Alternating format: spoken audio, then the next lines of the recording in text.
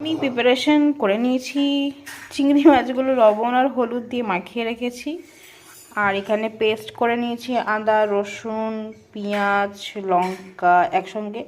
এখানে সর্ষে পোস্ত পাউডার আছে, মানে এটাকে পাউডারটা অল্প করে নিয়েছি, মানে ডাস্টটা ব্যবহার করেছি, একটু গুলিয়ে নিয়েছি। আর এটাও আমার হচ্ছে নারকেলের দুধ, এটাও পাউডার প্যাকেট পাওয়া যায়, সেটাই গুলিয়ে নিয়েছি। চলো, আর বেসিক কিছু মশলা লাগবে, সেগুলো করে ফেলি। স্টার্ট। চলো মাছগুলো এবার ভেজে নিই।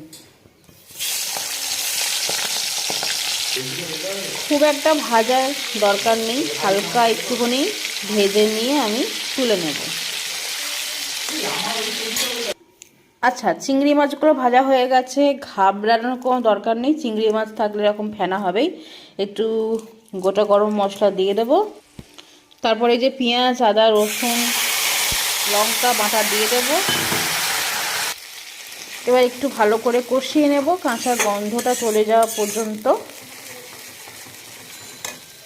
এটা হতে থাক, ততক্ষণ আমি এখানে লঙ্কার গুঁড়ো, একটু জিরে ধনের গুঁড়ো আর হলুদ গুঁড়ো নিয়ে আছি, আর একটু টক দই, 2 চামচের মতন টক দই দিয়ে এবার খুব ভালো করে এটা ফেটিয়ে একটা ব্যাটার তৈরি করে নেব। এই যে খুব ভালো করে মিশিয়ে নিয়েছি। এবার এটাকে আমি মশলাটা কষে গেলে দিয়ে দেব। কাঁচা গন্ধটা চলে গেছে, এখন আমি এইটা মশলাটা দিয়ে দেবো, দিয়ে ভালো করে কষিয়ে নেব।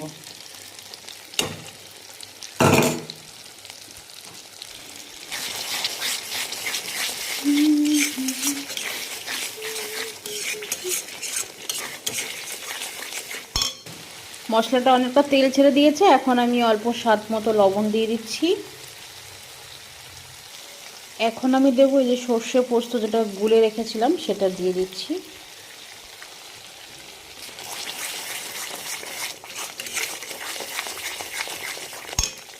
অল্প পরিমাণে একটু চিনি দিচ্ছি, এটা হচ্ছে তালনি চিনি, আমি একটু গুঁড়ো করে নিয়েছি। আচ্ছা, এবার আমি ভাজা চিংড়ি মাছগুলোকে দিয়ে দিলাম, একটু ভালো করে কষিয়ে নেব। খুব সুন্দর মতন কষে গেছে, এখন আমি নারকেলের দুধটা দিয়ে দিচ্ছি,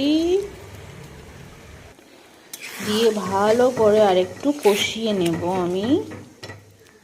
এই সময় সামান্য একটু গরম মশলা, সিক্রেট মশলা যেটা আমি ঘরে বানিয়েছি, এখন আমি অল্প একটু ফ্রেশ ক্রিম দিচ্ছি। আমার একদম রেডি। লাস্টে একটু ঘি দিয়ে আমি নামিয়ে নেব। রেডি হয়ে গেল চিংড়ি মাছের মালাইকারি। কেমন হয়েছে অবশ্যই জানিও।